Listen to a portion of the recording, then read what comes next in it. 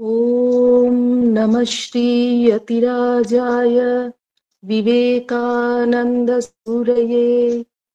सच्चित्सुखस्वरूपाय स्वामिने तापहारिणे।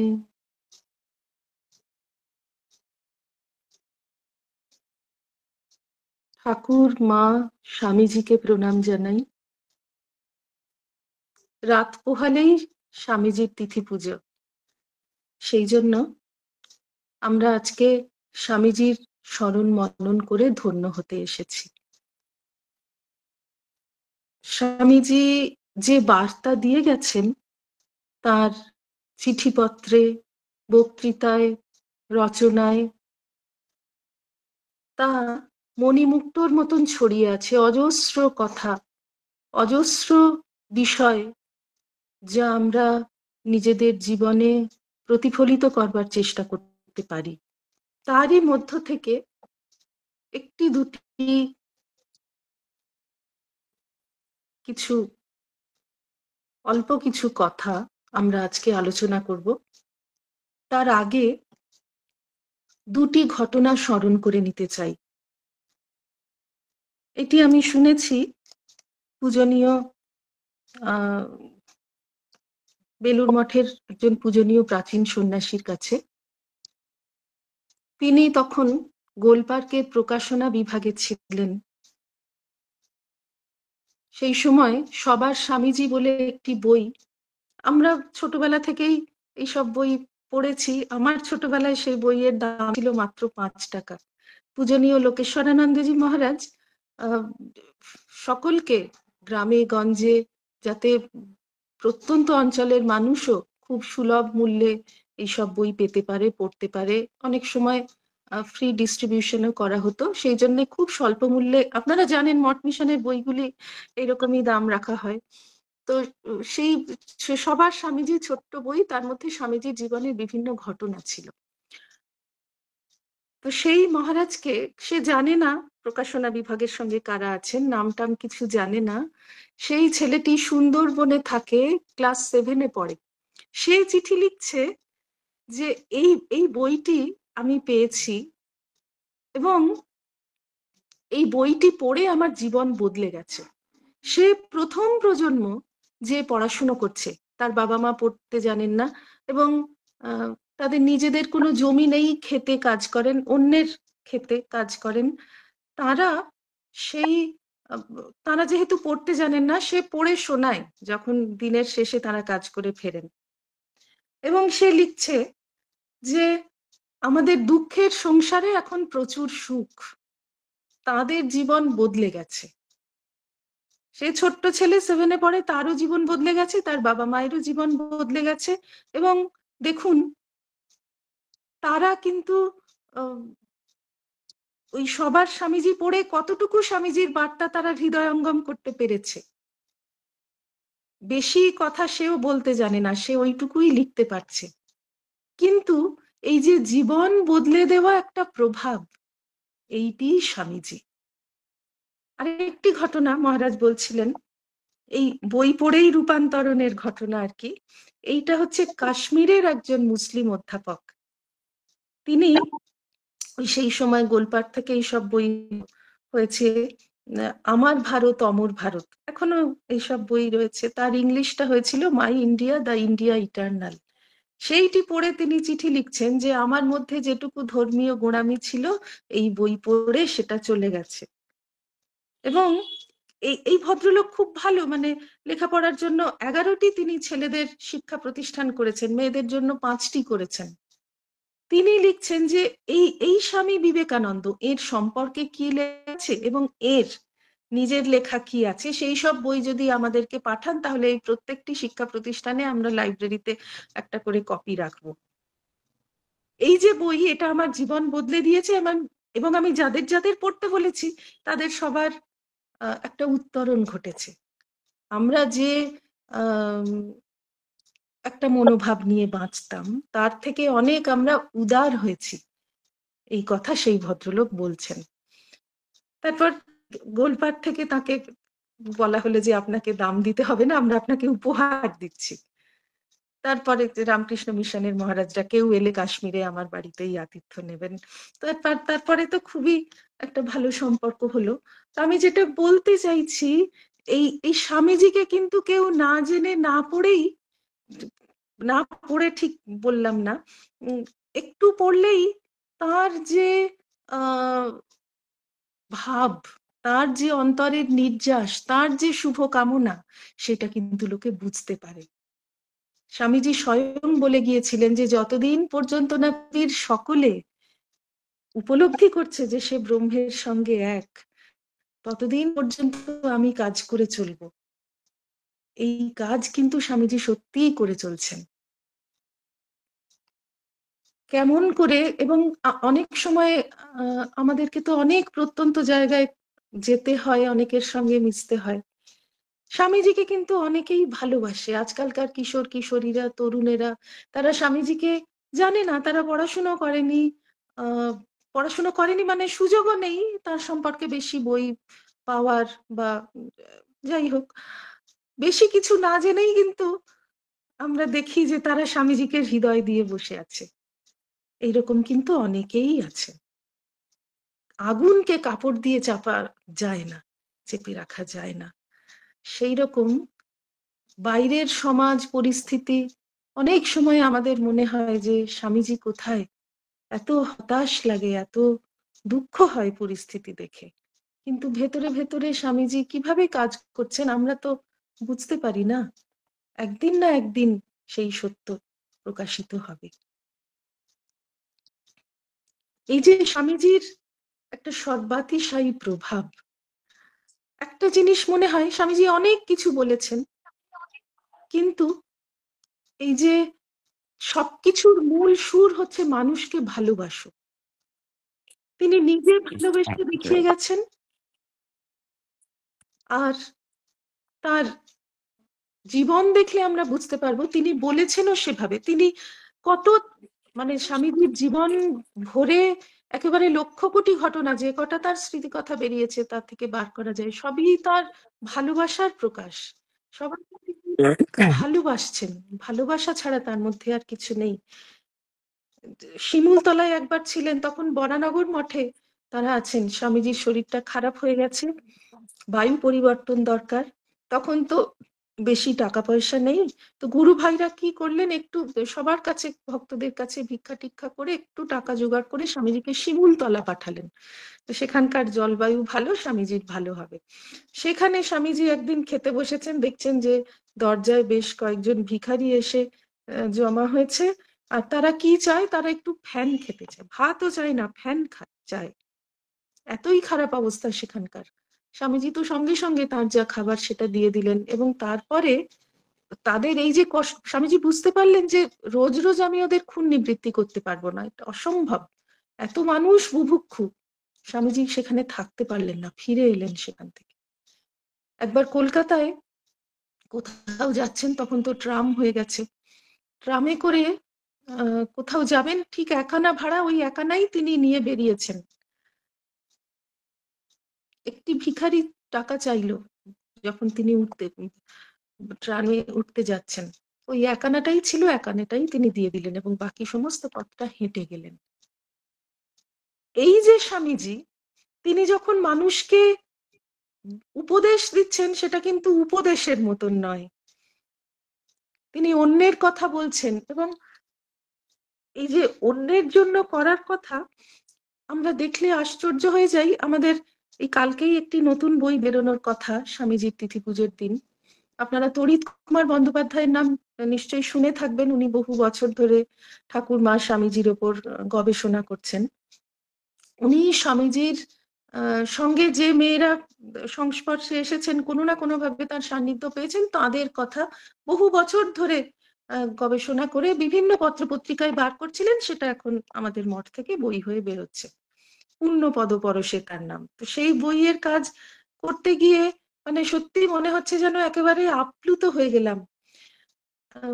দু একটা ঘটনা আপনাদের বলি, যে কিভাবে স্বামীজি সবাইকে আহ মানুষের জন্য কাজ করবার জন্য উদ্বুদ্ধ করছেন। যখন ফিরে এসেছেন, প্রথম তো শ্রীলঙ্কায় নেমেছিলেন স্বামীজি, পাশ্চাত্য বিজয় সেরে যখন ফিরছেন, মহাদেবী কৃষ্ণমূর্তি বলে একজন মহিলা, তার ওখানে তো বৌদ্ধ ধর্মের খুব প্রভাব, তার স্বামী বৌদ্ধ সঙ্ঘে সন্ন্যাসী হয়ে গেছেন। তো তিনি স্বামীজিকে দর্শন করতে এসেছেন আর জিজ্ঞাসা করছেন যে আমার পক্ষে সত্য দর্শন কিভাবে সম্ভব। তো স্বামীজি তাকে জিজ্ঞাসা করেছিলেন যে আপনার যে স্বামী চলে গেছেন, আপনার তো তাতে কোনো আক্ষেপ নেই? তো তিনি বললেন যে যদি ভগবানের জন্য সে গিয়ে থাকে তাহলে আমার আর সত্যি কিছু বলার নেই, কিন্তু আমি কি করব? স্বামীজি বলেছিলেন গীতা পড়ুন আর মানুষের সেবা করুন। যে যে অবস্থায় আছে, এবং এই মানে স্বামীজির কথার এমন প্রভাব, এরা সবাই অত্যন্ত সাধারণ মানুষ, দরিদ্র মানুষ। এরা কি করলেন, ওই তখন সেখানে প্রচুর বাল বিধবা, সারা ভারতবর্ষেই তখন বাল বিধবার সংখ্যা অনেক, এবং ভারতবর্ষই তো দরিদ্র, সকলেই তারা অত্যন্ত দরিদ্র, তাদের স্বাবলম্বী হওয়ার বা স্বনির্ভরতার কোনো সুযোগ নেই।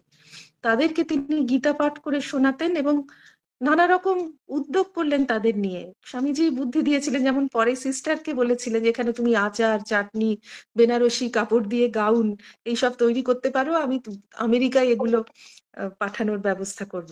তো সেই রকম সেখানে ওই মহাদেবীকেও স্বামীজি যেভাবে বলেছেন, তিনি ওখানে তো প্রচুর নারকেল গাছ, ওই নারকেল খোলা দিয়ে খেলনা, পাতা দিয়ে থালা, মুখ শুদ্ধির মশলা, ঘাস দিয়ে সুগন্ধি তেল, এই সমস্ত বানিয়ে ওদের করা তৈরি করতে শেখালেন বিধবাদের, এবং এরকম করে আস্তে আস্তে আস্তে তাদের স্বনির্ভর করলেন। তারপরে আরেকটি মেয়ের কথা বলছেন, তুলসী রাও তার নাম।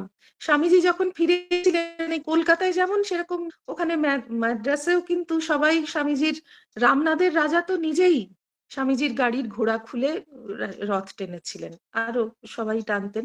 স্বামীজি আসছেন বলে দুপাশে সবাইকে লাল পাট সাদা শাড়ি পরে, উনি এই তুলসী রাওয়ের স্মৃতি কথাই ওরকম আছে যে ওই দলের মধ্যে তিনি ছিলেন, সবাই মেয়েরা ওইভাবে দুপাশে শাড়ি দিয়ে দাঁড়িয়ে শাঁখ বাজাবে, স্বামীজির গায়ে ফুল ছুঁড়বে, এইরকম সব হয়েছিল।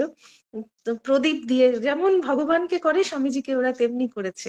তো সেইটুকু স্বামীজিকে দেখে তাদের মন ভরেনি। পরে আবার ক্যাসেল কার্নানে স্বামীজি ছিলেন, সেখানে শত শত মানুষ তাকে দুবেলা দর্শন করতে যেত, এই তুলসীও দর্শন করতে গেছে। আর স্বামীজি বলেছিলেন যে একটু কিছু উপদেশ দিন, আমি কিভাবে থাকবো। স্বামী যখন বলেছিলেন, মা, মানুষের সেবা করাই জানবে শ্রেষ্ঠ ধর্ম। এরা এরা কিন্তু দরিদ্র সাধারণ গৃহবধূ, নিজেরাই পড়াশোনা করেননি, কিন্তু এই যে স্বামীজি বলেছেন, স্বামীজির ওই একটি কথা নিয়ে, যেমন শুক্তি, ঝিনুক, একটা স্বাতী নক্ষত্রের জল নিয়ে সে সমুদ্রের তলায় ডুবে যায় আর সেইটা নিয়ে মুক্ত তৈরি করে, সেই রকম এরা স্বামীজিকে ওই একদিন দুদিনই দেখে এত প্রভাবিত হয়েছেন তিনি। ওই যে বলছি সাধারণ মানুষ, দরিদ্র মানুষ, কিন্তু তার মধ্যেই তাদের বাড়ির পাশে একটা হরিজন পল্লী আছে, সেখান থেকে দুটি ছেলেকে তাদের স্কুলে ভর্তি করিয়ে পড়াশোনার খরচ দিয়ে, বইপত্র, পোশাক আশাক সবই তো লাগতো। অসুবিধে যে হতো না তা নয়, পরে নিজেই বলেছেন, জীবনের শেষে বলছেন যে অনেক অসুবিধে হয়েছে আমাদের নিজেদের সংসারে, কিন্তু তবু আজ মনে হয় যে আমি জীবনে শান্তি পেয়েছি, আমি স্বামীজির কথা পালন করতে পেরেছি। এইসব এত সুন্দর সুন্দর ঘটনা বলতে ইচ্ছে করে আর কি দু চারটে।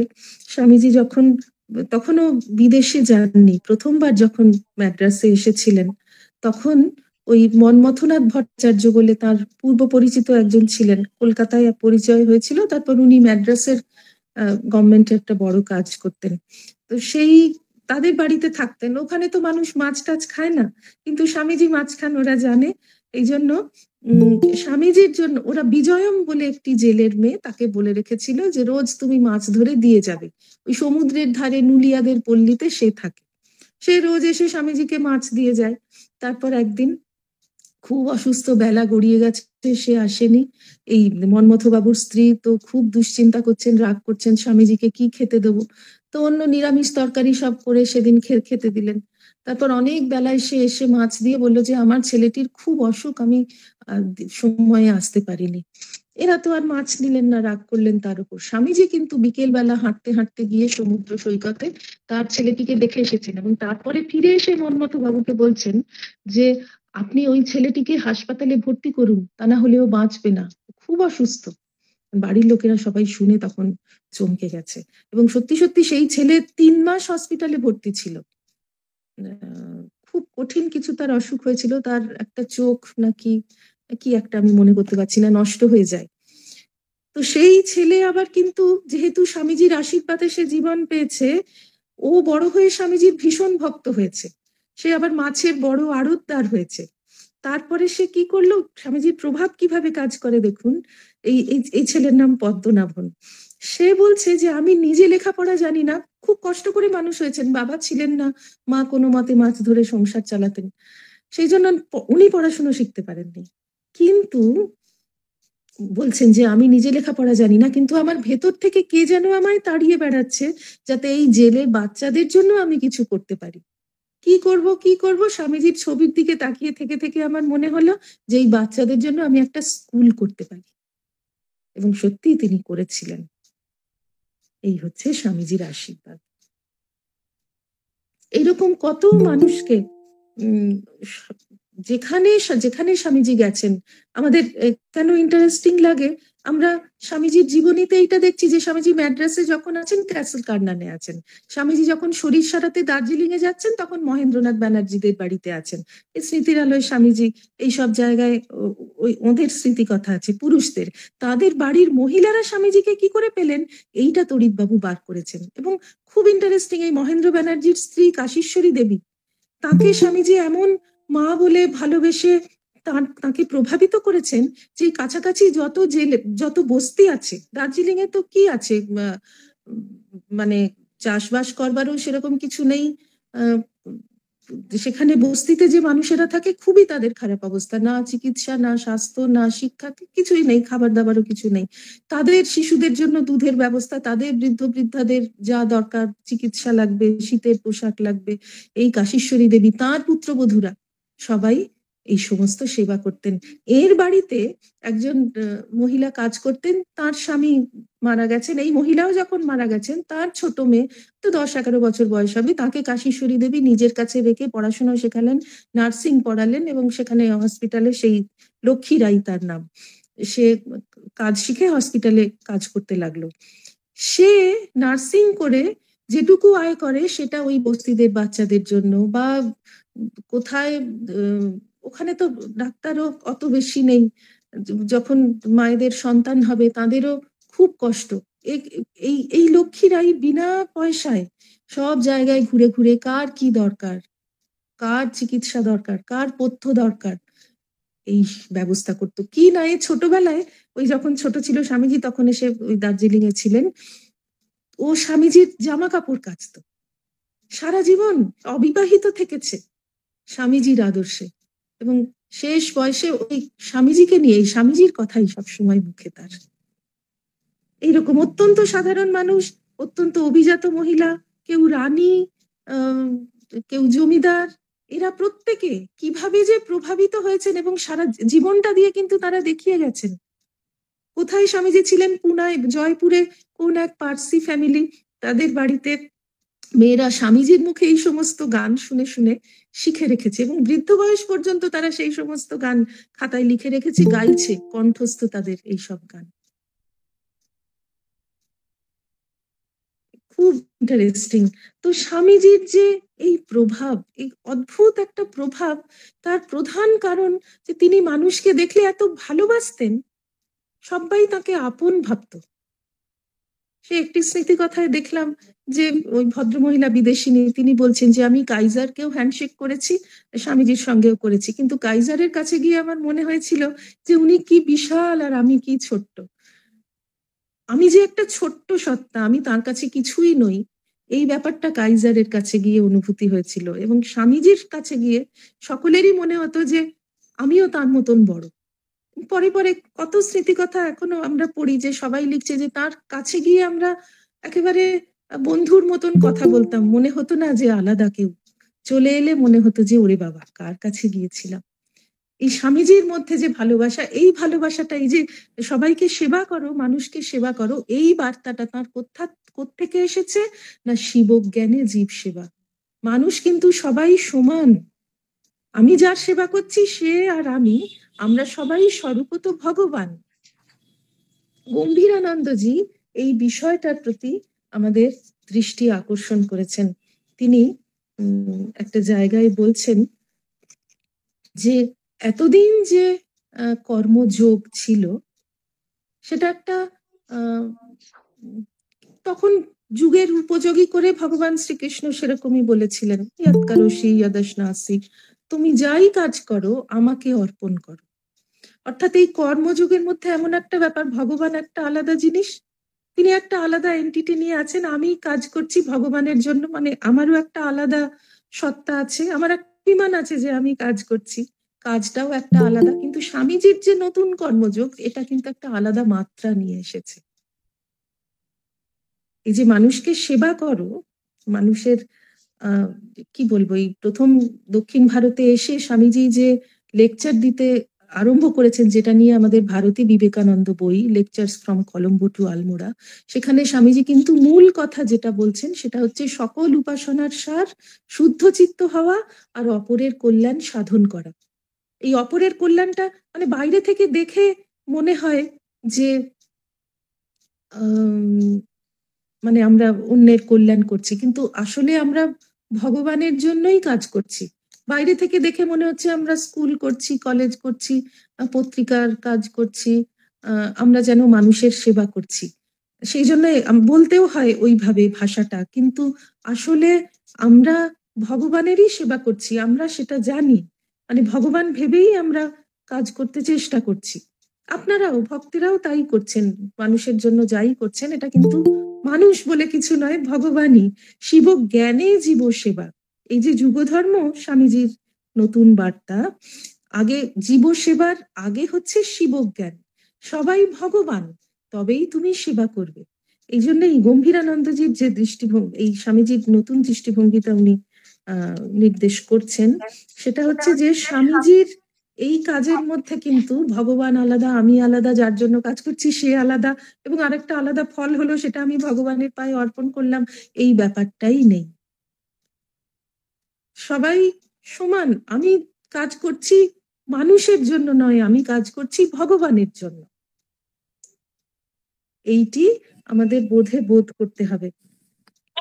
এবং আমরা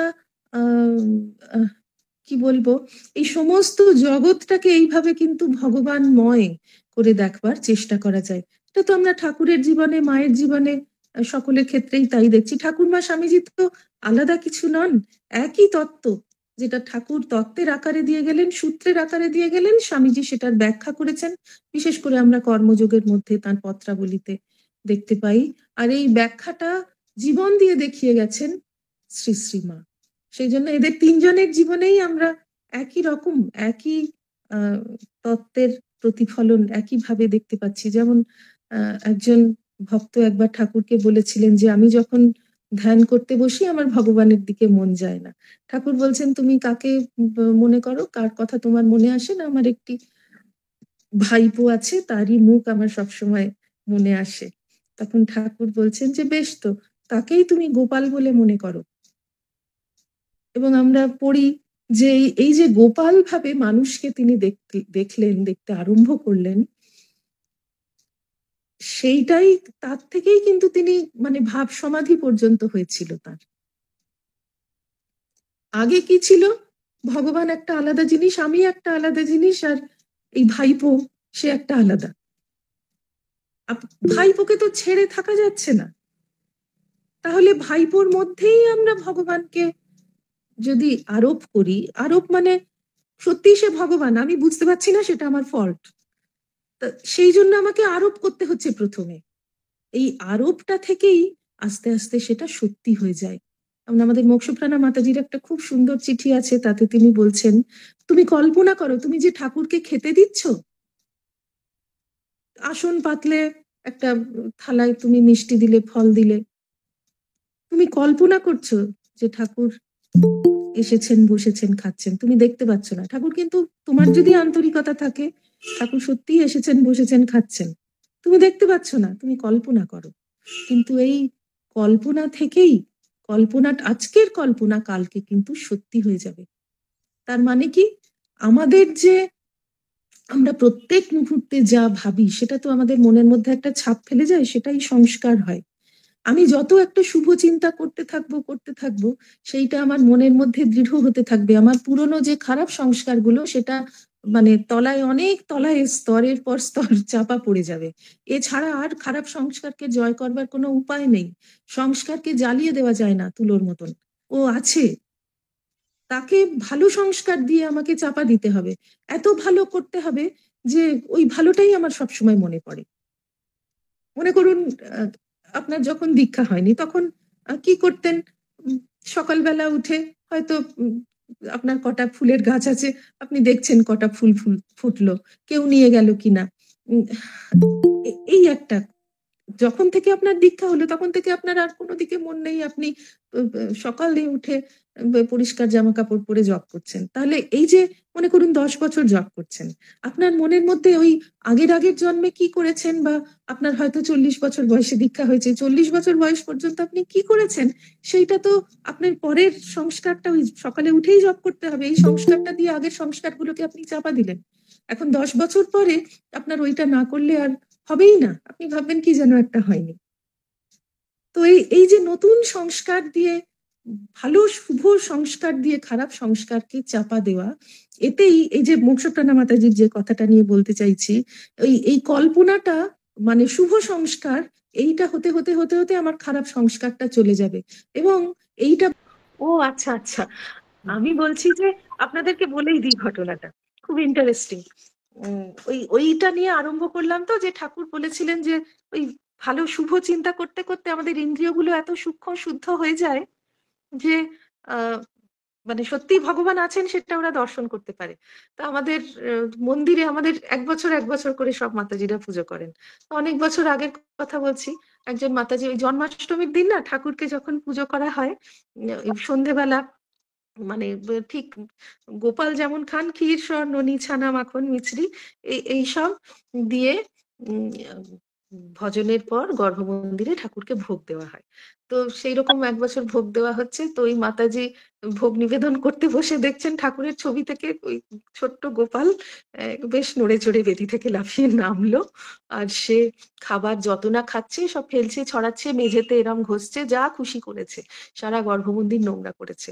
আর মাতাজি খুব মানে মানে মাতাজি তো সত্যিই দর্শন করছেন, উনি খুব ভয়ে ভয় মানে এরকম নোংরা হয়েছে পুরো গর্ভমন্দির, এইটা ভেবে উনি মানে সংকুচিত হচ্ছেন আর কি। তারপরে খুব আনন্দ হচ্ছে, গোপাল সারা ঘরে পুরো গর্ভমন্দির ঘুরে বেড়াচ্ছে, খেলো দেলো। তারপরে ঠিক আবার যখন উম, খাওয়া দাওয়ার পর সে আবার ঠাকুরের বেদিতে লাফিয়ে উঠে ঠাকুরের রঙে লীন হয়ে গেল। আর আমাদের না ওই ভোগ শেষ হওয়ার পর একটা ছোট্ট ঘন্টা বাইরে আছে, পূজারিনী ওটা বাজান, তখন ঠাকুর ঘরে যে ব্রহ্মচারিণীরা তো পালা করে সবার ডিউটি পড়ে, তারা এসে ওই ভোগ নামিয়ে নিয়ে যায়, মোছে, এরম করে। তো উনি সেই ঘন্টা বাজিয়েছেন আর কাঁটা হয়ে দাঁড়িয়ে আছেন কে কি বলবে। কিন্তু তারা এসে উনি দেখছেন যে ওরা আসন তুললো, নৈবেদ্য নিয়ে চলে গেল, কেউ তো কিছু বললো না। তখন উনি বুঝলেন যে কেউ কিছুই দেখতে পায়নি, উনিই দেখেছেন। কিন্তু ওই যে দর্শন হয়েছে তারপরে 2-3 দিন তার চোখ থেকে আর ওই জল থামছে না, আমার ভেতরে একটা এমন আনন্দ। তো আমরা আবার যাদের যে মাতাজির কাছে শুনেছি তার এখন শরীর চলে গেছে। তো তিনি ওনাকে জিজ্ঞেস করেছেন যে তোমাকে কি হয়েছে, তোমার কি মনে কোনো কষ্ট হয়েছে, তুমি তুমি খালি কাঁদছো দেখছি। তখন উনি বললেন এই যে মানে যখন সত্যি সত্যি ইন্দ্রিয়, মন সব সূক্ষ্ম শুদ্ধ পবিত্র হয়ে যায় তখন কিন্তু সত্যিই তো আসেন, সত্যিই খান, আমরা দেখতে পাই না। এটা কার দোষ? আমাদেরই দোষ। তো সেই রকম এই যে স্বামীজির যে কথা শিবজ্ঞানে জীব সেবা, এই শিব জ্ঞানটা আগে করতে গেলে, জ্ঞানটা যদি আমার সত্যি সত্যি ঠিক ঠিক হয় তবেই আমার সেবাটাও ঠিক ঠিক হবে। এবং এটা একটা এত অদ্ভুত জিনিস যে এর মধ্যে কর্ম ভক্তি জ্ঞান, সরি, জ্ঞান ভক্তি কর্ম যোগ সমস্ত কিন্তু মানে একেবারে অঙ্গাঙ্গি ভাবে জড়িত রয়েছে। শিব জ্ঞান কথাটার প্রথম জ্ঞান তো এখানে, জ্ঞান তো হয়েই গেল। আমি যদি মানুষকে জ্ঞান বলে মনে করি, মানুষকে ভগবান বলে জ্ঞান করি, তাহলে সেখানেই আমার একটা জ্ঞানের ব্যাপার থেকে যাচ্ছে। জীব আর শিব অভেদ। আমি যার জন্য কাজ করছি সে আসলে ভগবান, কোনো মানুষ নয়। আমার স্বামী, আমার সন্তান, আমার শ্বশুর, আমার শাশুড়ি নয়, এরা ভগবান। আমি বুঝতে পারছি না, আমার ফল্ট।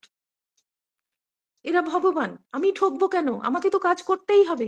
তাহলে আমি যদি ভগবান ভেবে কাজ করি, তাহলেই তো আমার আমার লাভ। আমি তো, ওরা তো সত্যিই ভগবান। আমি ভগবানের জন্যই করছি। আমি শ্বশুর শাশুড়ি স্বামী পুত্র মা বাবা কারোর জন্য করছি না, আমি কিন্তু ভগবানের জন্য করছি। এই রূপে যে ভগবান এসে আছেন, আমি তাদের জন্য কাজ করছি। এই জ্ঞান হয়ে গেল। এবার যেই জ্ঞান হলো, তখন আপনি বলেন, আরে ভগবান কষ্ট পাচ্ছেন, ভগবান বিকেলবেলা, শীতের বিকেলে চা না খেয়ে বসে আছেন, আমি কি করে চা না করে থাকি? ভগবানের শিক্ষা নেই, অঙ্গে বস্ত্র নেই, ভগবানের মাথায় ছাদ নেই, ভগবানের পেটে খাবার নেই, আমি কি করে চুপ করে বসে থাকবো? এই ভালোবাসাটা আপনার মধ্যে জাগবে, তখনই কর্ম। তখন আপনি ভগবানকে স্বস্তি দেওয়ার জন্য, শান্তি দেওয়ার জন্য কাজ করবেন। এবং এই সব কাজ করবেন মানে আপনার মনটা সবসময় থাকবে যে এই এই এই খিদে পেল বোধহয়। কোনো অসুস্থ মানুষের সেবা করছেন, আপনার মনটা সবসময় থাকবে যে এইবার একটু পাশ ফিরিয়ে দিই, এইবার একটু এইটা করে দিই। এবার সুহিতানন্দজি বলেন যে প্রেমেশানন্দজি মহারাজ এত এত বছর শয্যাশায়ী ছিলেন, কিন্তু বেডসোর হয়নি। কিছুক্ষণ পরে পরে, মিনিট 15-20 পরে পরেই তার মনে হতো যে এইবার মহারাজকে একটু পাশ ফিরিয়ে দিই। এমন তদ্গত হয়ে সেবা করেছিলেন। তো এইরকম আপনি যদি যাকে সেবা করছেন তাকে ভগবান বোধে সেবা করেন, আপনার ওই ওই বোধটা, ওই ওই মনটা আপনার হয়ে যাবে। এটাই হচ্ছে মনোযোগ। এই যে যোগের কথা বলা হয়, জ্ঞান ভক্তি কর্মযোগ, তার মধ্যে যোগটা হচ্ছে মনোযোগ। রামকৃষ্ণ বিবেকানন্দ ভাব আন্দোলনে এই যোগটা হচ্ছে মনোযোগ। এই কর্ম, ভক্তি, জ্ঞান আর যোগ, এই চারটেই কিন্তু আপনি যদি শিবজ্ঞানে জীব সেবা, স্বামীজির এই যে বার্তা, এইটা করতে চান, এই হয়ে যাবে। আলাদা করে চেষ্টা করতে হবে। তপস্যা আমাদের পেছন ঘুরবে, কষ্ট মানুষ তপস্যা করতে হবে কথা। এই চারটি যুগের সমন্বয়ের পথ, স্বামীজির বলে যাওয়া এই পথ, এইটাতে তপস্যাই সাধকের পেছন পেছন ঘুরে বেড়ায়। সেই আশীর্বাদ সময় হয়ে আমরা আসছে, তাই করতে পারি। হ্যাঁ, আমাদের স্বামীজির কাছে আমাদের সেটাই প্রার্থনা। আর আরেকটি কথা আমি স্মরণ করে শেষ করব। এই যে স্বামীজি বললেন না যে সমস্ত উপাসনার সার শুদ্ধ চিত্ত হওয়া আর অপরের কল্যাণ সাধন করা। এই কল্যাণ সাধনের পদ্ধতি হচ্ছে দুটো, একটা হচ্ছে নিজের, আর একটা অপরের জন্য। নিজের ক্ষেত্রে কি, আদর্শ মানুষ আমাকে জন্য কাজ করতে যাচ্ছি, তাহলে কতটা শুদ্ধ হবে। ভগবান কি সেই ফুল যে ফুলটা না সুন্দর করে ফোটেনি? সেই আদর্শ আমাকে, ফর্মুলা হচ্ছে 3H: হার্ট, হেড, হ্যান্ড। এই 3টে H আমার থাকতে হবে, আমাকে সাধন করতে হবে, কালচার করতে হবে আমার নিজের মধ্যে। হার্ট, আমার হৃদয় থাকতে হবে, মানুষের জন্য, সকলের জন্য আমাকে অনুভব করতে হবে। যদি আমি আগে না ফিল করতে পারি, তাহলে আমি কিছুই করতে পারবো না। আর শুধু ফিল করলেও হবে না। হেড, চিন্তা শক্তি থাকতে হবে, চিন্তা করে একটা পন্থা বার করতে হবে যে কি, আমি কি পরিস্থিতিতে আছি। এটা প্রত্যেকের ক্ষেত্রে আলাদা আলাদা। আমরা বিভিন্ন জায়গায় যাই, সবাই জিজ্ঞাসা করে, মাতাজি এইটা কি করে করবো, ওটা কি করে, মানে প্রত্যেকের পরিস্থিতি আলাদা আলাদা। এই যে কোনো একরকম পথ নেই যে সবাই একই রকম পথে চলবে। প্রত্যেকের জীবন, পরিবেশ, বাড়ি, পরিবার সব আলাদা। কাজেই প্রত্যেকের ক্ষেত্রে এইগুলো আলাদা আলাদা হবে, সেটা নিজেকেই বুদ্ধি করে চিন্তা করে বার করতে হবে। এটা হলো হেড। আর তারপরে হলো হ্যান্ড, কর্মক্ষমতা। আমি কি করব সেটা বুঝে নিয়ে আমাকেই নিজে থেকে করে নিতে হবে। এই 3H থাকতে হবে। আর বা অন্যের ক্ষেত্রে ওই শিবজ্ঞানে জীব সেবা। এইটাই নবযুগ ধর্ম। ব্রহ্ম হতে কীট পরমাণু, সর্বভূতে সেই প্রেমময়। মন প্রাণ শরীর অর্পণ করো সখে, এ সবার পায়। মন প্রাণ শরীর, শরীর দিয়ে সেবা করতে হবে, মন দিয়ে, মন থেকে একেবারে খুব আন্তরিক ভাবে, মনের মধ্যে কোনো রকম থাকলে হবে না, খিঁচ থাকলে হবে না, প্রাণ অন্তর দিয়ে ভালোবেসে। এইটুকুই স্বামীজির অনন্ত বার্তা। তার মধ্যে যেটুকু মূল সুর, এই একটা দুটো কথা ভেবেই আমরা যদি ওই ঝিনুকের মতন ডুবে যাই, সাধন করতে চেষ্টা করি, নিজের অন্তরে পালন করতে চেষ্টা করি, তাহলেই স্বামীজির আশীর্বাদ আমাদের উপর বর্ষিত হবে।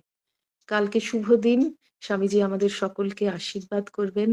তার আশীর্বাদ শতধারে আমাদের সকলের উপর বর্ষিত হোক এবং আমাদের মন প্রাণ শরীরকে শুদ্ধ করুক, নির্মল করুক। তিনি যেমন চেয়েছিলেন আমরা যেন তেমন ভাবে মানুষ হতে পারি, এই তাঁর চরণে প্রার্থনা।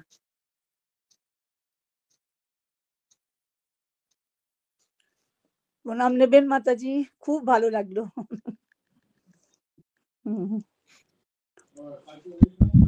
মাতাজি প্রণাম নেবেন। একটা প্রশ্ন মাতাজি।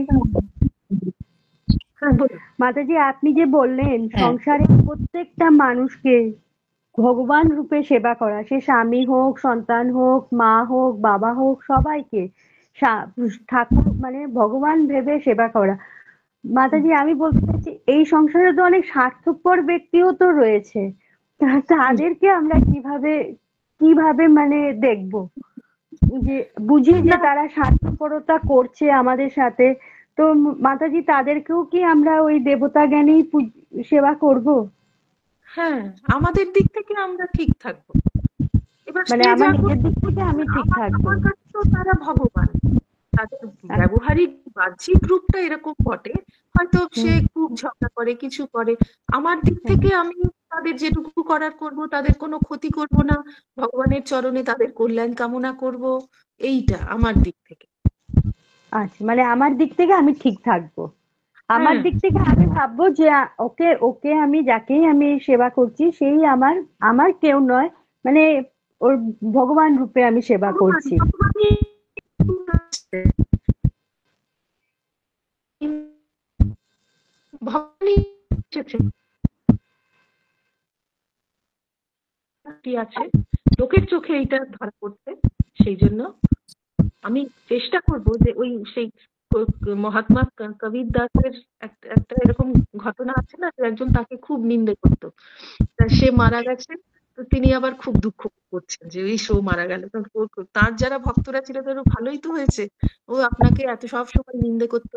উনি বললেন, আরে নিন্দে করতো তো কি হয়েছে, ও তো আমার সব, ও আছে বলেই আমি খুব সাবধানে চলতাম যে আমার যেন কোনো ত্রুটি কেউ না দেখতে পায়, আমি যেন আরো ভালো হই। তো সে এখন চলে গেল, তাহলে তো আমার কি হবে, আমার আর মানে আমার খারাপটা কি সেটা দেখানোর কেউ থাকবে না, এই আর কি। অনেকে আছে কথায় কথায় অনেক বেশি কথা বলে, মানে অনেক মানে একটু ঝগড়া করে, কি করে, সেটাতে আমার মনটা হয়তো ডিস্টার্ব হয়ে যায়। সেখানে আমি তার সঙ্গে বেশি কিছু কথা তো দরকার না থাকলে আমার কিছুই করবার তো দরকার নেই। আমি যদি কোনোই সম্পর্ক না থাকে, আমি কল্যাণ প্রার্থনা করছি, তার কল্যাণ চিন্তা করছি, এটাই তার দিক, আমার দিক থেকে তার সেবা আর কি। আর যদি সত্যি সত্যি সেবা করবার থাকে তাহলে তো করতেই হবে, ভগবান বোধেই করতে হবে, এবং সেটাই আমার আমার কিন্তু তাতে ভালো কর্মফলই উৎপন্ন হবে। আচ্ছা, ঠিক আছে মাতাজি, প্রণাম আমি নেবেন। চেষ্টা করতে হবে আর কি। হ্যাঁ, ওইটা, হ্যাঁ। প্রণাম স্বামীজির শুভ আবির্ভাব তিথির প্রাক্কালে আমরা মাতাজির সঙ্গে স্বামীজিকে স্মরণ মনন করলাম তার বার্তার মধ্য দিয়ে। অসংখ্য বার্তা। আমার খুব ভালো লেগেছে আপনাদের কাছে সঙ্গে বসতে পেরে, আর উপকৃত কিছু নয়। এই যে স্বামীজির এই কথাটা বললাম না, যে উপাসনার সার শুদ্ধ চিত্ত হওয়ার, অপরের কল্যাণ সাধন করা, এই কল্যাণটা স্বামীজি নিজেই পরে ব্যাখ্যা করে বলেছেন যে কুকুরের ল্যাজটা এবং বাঁকাই থাকে, অন্যের কল্যাণ করতে গিয়ে আমরা নিজেরাই ভালো হয়ে যাই। আপনারা যে আমাকে মানে নানা রকম কাজের মধ্যে থাকি, কিন্তু আপনারা জোর করেছিলেন বলেই আমি বাধ্য হয়ে একটু না বাবা। মানে বসলাম আর স্বামীজির কাছে বলতে পারলাম। এটাই তো মানে আমার আমার উপর এটা স্বামীজির কৃপা, স্বামীজির তিথি পুজোর আগে। কাজেই আমি স্বামীজির কৃপাই অনুভব করছি আপনাদের মধ্য দিয়ে। আর আপনারা খুব ভালো থাকুন, ঠাকুরমা স্বামীজি আপনাদের খুব ভালো রাখুন। আবার যদি কোনোদিন মায়ের কৃপা হয়, স্বামীজির কৃপা হয়, তো অবশ্যই আসবেন। আপনাদের হ্যাঁ, কাছে আবার নিশ্চয়ই আসবেন, নিশ্চয়ই আসবেন।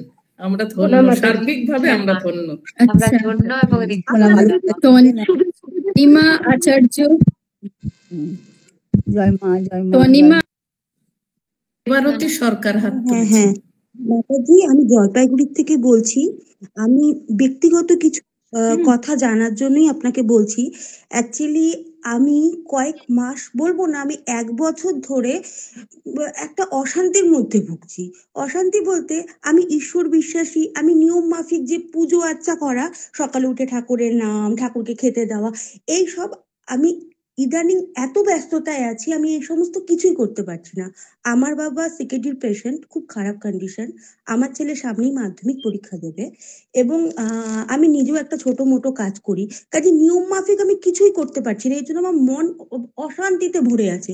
কিন্তু আমি স্মরণ মরণ করে যাচ্ছি। ঠিক যে খেতে দেওয়া, ফুল পাল্টানো, ওসব আমার দ্বারা হচ্ছে না, কারণ আমি সকালে বেরিয়ে যাচ্ছি, আসার সাথে সাথে একটা পেশেন্টের শুশ্রূষা করা, বাচ্চার পড়া দেখা, এই করতে করতে রাত 12টা হয়ে যাচ্ছে। আমি মনে মনে ঠাকুরকে ডাকছি, কিন্তু কেন জানি মনে আমি শান্তিই পাচ্ছি না। মনে হচ্ছে আমার কোনো একটা কাজ গ্যাপিং পড়ে যাচ্ছে। দেখুন, করতে পারলে করবেন, আর না পারলে কি করবেন? কিন্তু ফুল পাল্টানো মানে ফুল রেখে দিয়ে সেটা দিনের পর দিন শুকোলে ওরকম নয়। তার চেয়ে আপনি ফুল দেবেন না। পাচ্ছি না, আপনি আমি এখন সকালবেলা কেবল একটা রুমাল দিয়ে মুছে দিন ঠাকুরকে, আর আপনাকে কিছু করতে হবে না। আপনি যে যখন কাজে যাচ্ছেন, যা কিছু করছেন, যেটুকু সময় আপনি বাসে ট্রেনে কাটাচ্ছেন, সেই সময়টা আপনি মনে মনে ঠাকুরকে খাইয়ে দিন। ও যে মানে ঠাকুরকে খাওয়াতেন তো, ওইটা তো খারাপ লাগছে, আপনি ওইটা মনে মনে মনে করতে পারেন। মানে যদি বাইরে থেকে না দিতে পারেন, না কিছু নয়, কিন্তু ঠাকুরের গায়ে ধুলো টুলো জমা, ওইটা তো ঠিক নয়। আপনাকে ফুল দিতে হবে না, তাতে কিছু হবে না। কিন্তু রোজ সকালবেলা উঠে একবার আপনি মুখে দেবেন, বা সারাদিনে যখন ফিরলেন, যখন তখন যদি সময় পান, একটু মুছে পরিষ্কার করে রাখবেন, তাহলেই হবে। আর আবার যখন সময় পাবেন তখন ঠাকুরকে খেতে দেবেন, কি আছে? ওটা কিছু নয়। কিন্তু স্মরণ মনন জপ, ওটাই আসল।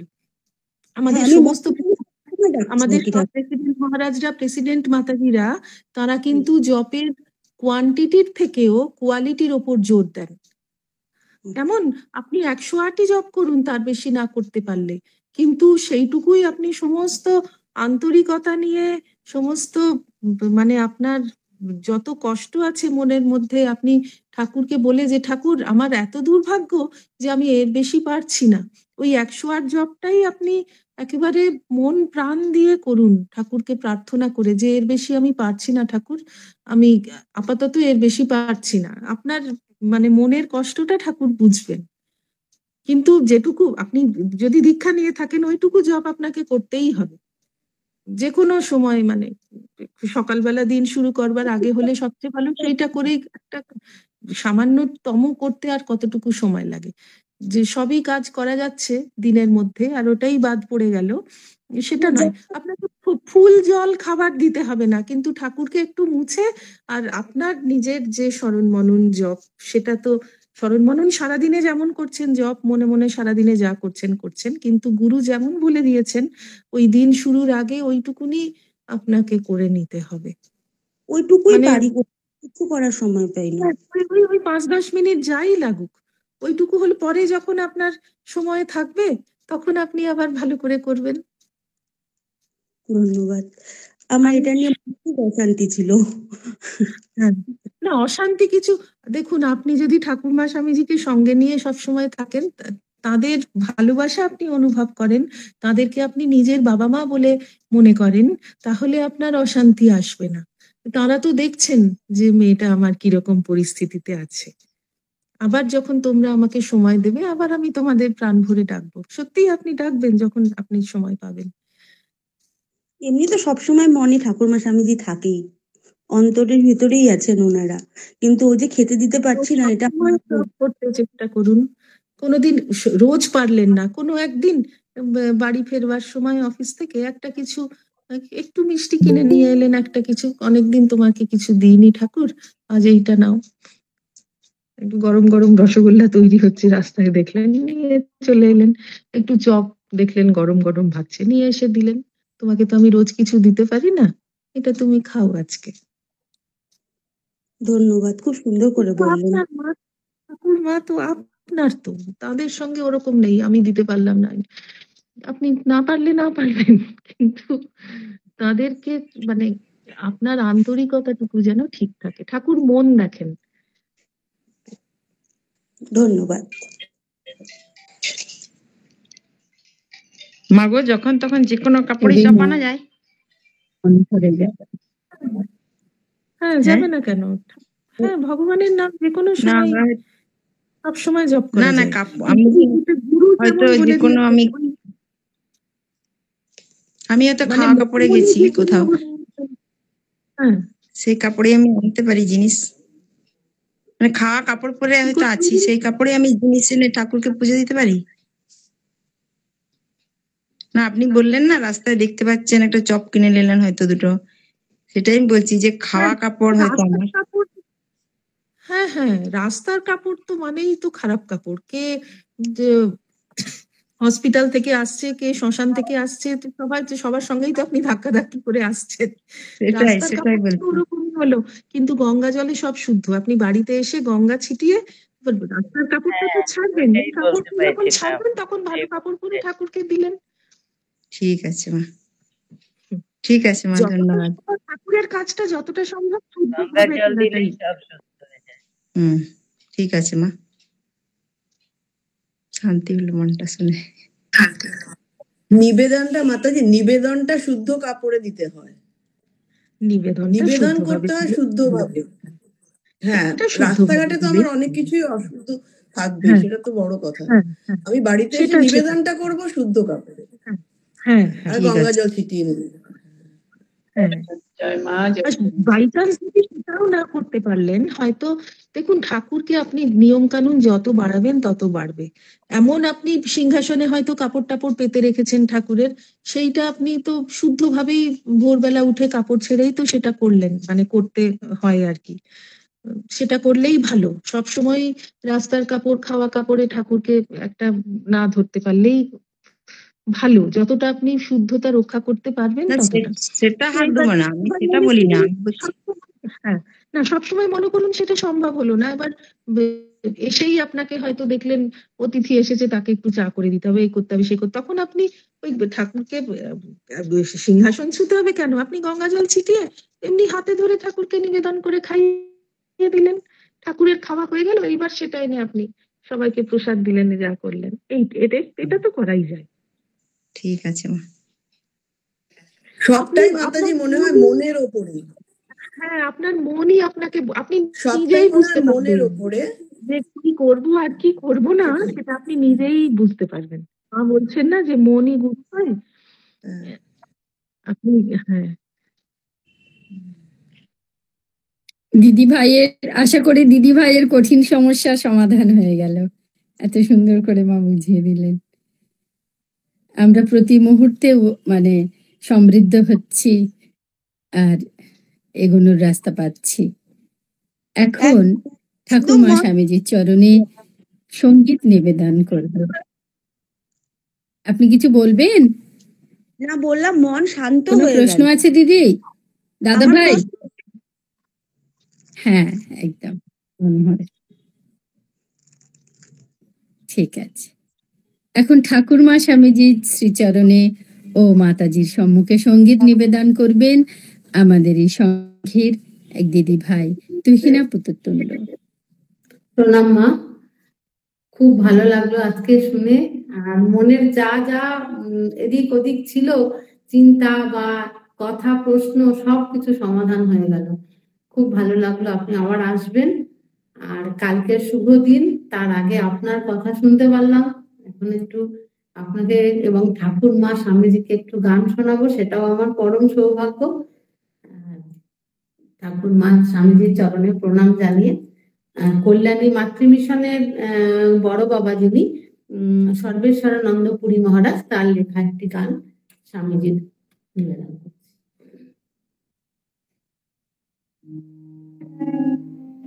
জাতির দুঃখ ঘোচাতে এসেছিলে শিব, মোছাতে মোহদণ্ড।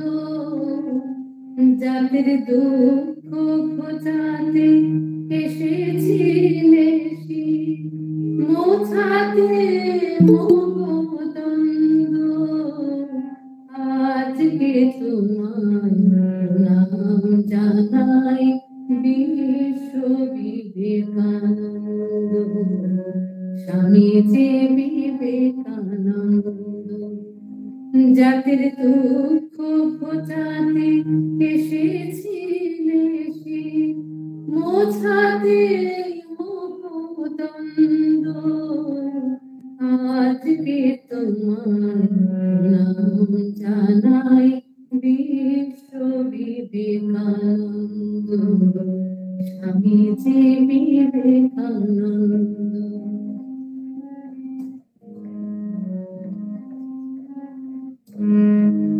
ধর্মকে তুমি দেখাই দিলে কর্মকে নিয়ে সঙ্গে সব কিছুতে করিলে হে যোগী গেরুয়া ধরিয়া অঙ্গে ধর্মকে তুমি দেখাই দিলে কর্মকে নিয়ে সঙ্গে সব কিছুতে করিলে হে যোগী গেরুয়া ধরিয়া অঙ্গে জয় করে নিলে মানব হৃদয়ে বোঝায় জীবন ছন্দ আজকে তোমায় প্রণাম জানাই বিশ্ব বিবেকানন্দ আজকে তোমায় প্রণাম জানাই বিশ্ব বিবেকানন্দ স্বামীজি বিবেকানন্দ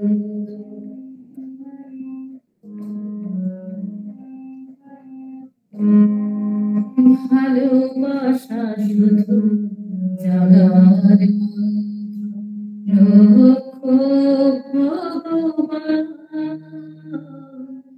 ভালোবাসা শুধু জাগার মন্ত্র লক্ষ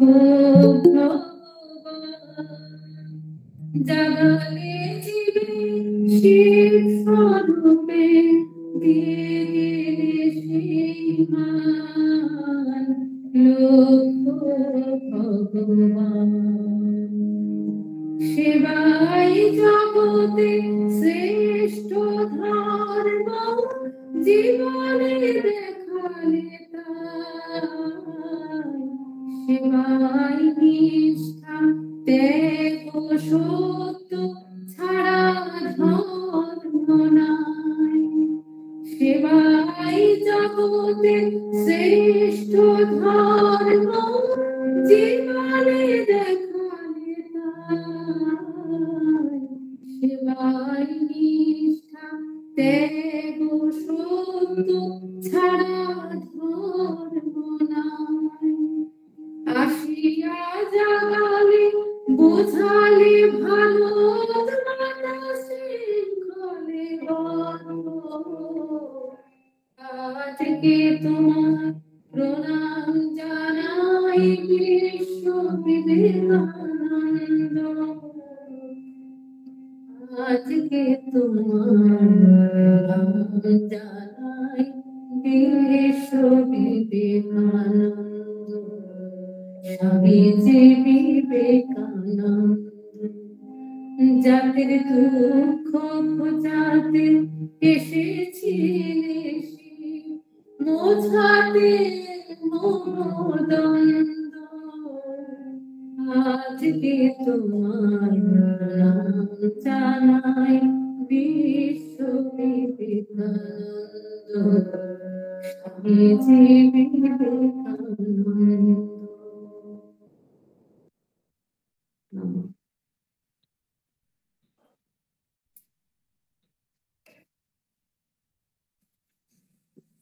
ঠাকুরমা স্বামীজির শ্রীচরণে আবারও ভক্তিপূর্ণ প্রণতি নিবেদন করি। মাতাজিকে জানাই সভক্তি প্রণাম। সকলের জ্ঞাতার্থে জানাই শারদাই নারী জাগরণ একটি অনলাইন প্ল্যাটফর্ম। এটা সম্পূর্ণরূপে মহিলাদের জন্য, মহিলাদের দ্বারা পরিচালিত। কিছু কার্যাবলী এখানে নিয়মিতভাবে পালন করা হয়। প্রত্যহ সকাল 5টা 15 থেকে 6টা 20 হয়।